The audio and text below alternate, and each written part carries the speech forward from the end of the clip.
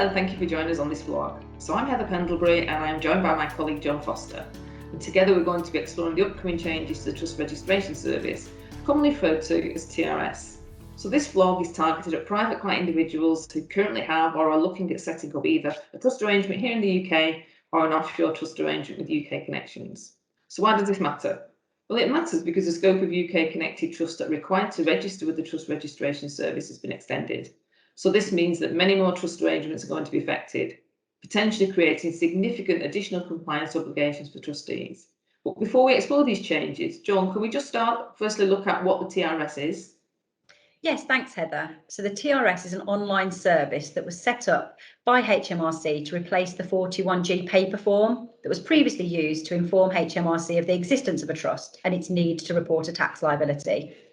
The TRS was designed to be a simple and effective platform for trustees and personal representatives of the states to comply with their obligations under the 4th Anti-Money Laundering Directive, which was introduced in 2017. Under current legislation, UK and non-UK trusts must register with HMRC using the TRS if they have a tax liability in the UK. So this includes an income tax liability, capital gains tax, inheritance tax, stamp duty land tax, land and buildings tax, or stamp duty reserve tax. So what's changed under the 5th Anti-Money Laundering Directive? So it's been announced that the TRS has been extended, and as a result, many more types of trusts are now required to register with HMRC. This includes all UK resident express trusts, so that's trusts that have been created knowingly and intentionally, and can include bare trusts and trusts without a trust deed. Non-UK resident trusts that acquire UK land and property on or after the 6th of October 2020 will also be required to register, as will non-UK resident trusts that enter into a new business relationship with a UK obliged entity on or after the 6th of October 2020. So, for example, that's a non-UK resident trust receiving services such as banking, accountancy or legal advice from an obliged entity in the UK. So while there are some limited exceptions to trusts that John has mentioned, they're not applicable to any trust with a UK tax liability. So this means that the 5th Anti-Money Laundering Directive represents a significant extension to the scope of the trust register, and we would recommend that all trust arrangements are checked to determine whether the trust now needs to be registered. So we know what has changed, but what does this mean for trustees? So essentially, trustees who are required to register one or more trusts need to ensure they have the required accurate and up-to-date information for every beneficial owner. So by beneficial owner, we mean the settlor, trustees, named beneficiaries, classes of unnamed beneficiaries, any unnamed beneficiaries who receive distributions from the trust, and any individual who has control over the trust. So a common question that's often asked is, what information is required to register a trust?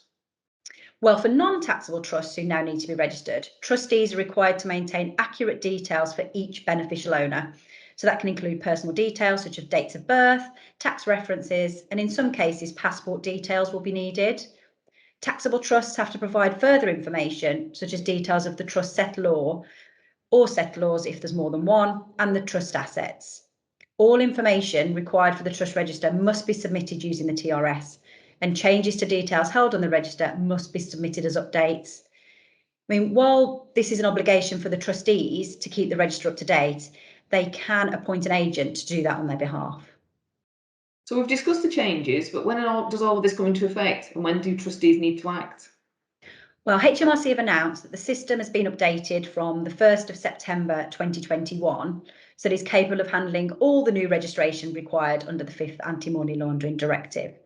They've also set a deadline of the 1st of September 2022 for all registrations to be completed. So all trusts, other than those specifically exempt, will need to be registered with HMRC by the 1st of September 2022, or within 90 days of the trust being created or the trust no longer having an exemption if this is later. For trusts that are already registered, the register will need to be updated so it's accurate and up to date by the 1st of September 2022, or within 90 days of the change if this is later. For taxable trusts, they're also required to submit an annual declaration by the 31st of January following the tax year in which the tax liability was incurred. The annual declaration will either update the details as required or confirm to HMRC that no changes have been made. So all of this information is stored on the TRS, but what is the trust register used for? Well, simply put, the new rules will allow HMRC to provide information to an outside party in specific limited circumstances. Trustees will also use the register to share their own information with obliged entities such as solicitors and financial advisors. And finally, what are the consequences of trustees not registering or regularly updating the TRS? As with all regulations and requirements for HMRC, there are penalties for non-compliance. In the event trustees fail to maintain an accurate record of beneficial owners or provide HMRC with the information needed, they will currently impose a penalty of £100 for each missed deadline and additional penalties for continued delays. In some cases, HMRC can also pursue criminal proceedings if a money laundering offence has occurred.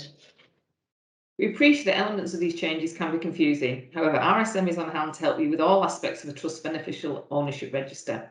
Should you require support, we can help you provide information and assistance to help trustees understand their obligations, prepare and submit the initial registration to HMRC on behalf of the trustees, and update and maintain trust registrations on your behalf. Well, thank you for taking the time to listen to our blog. For more information about the changes to the TRS, please speak to either myself or Joan or your usual contact at RSM. Thank you.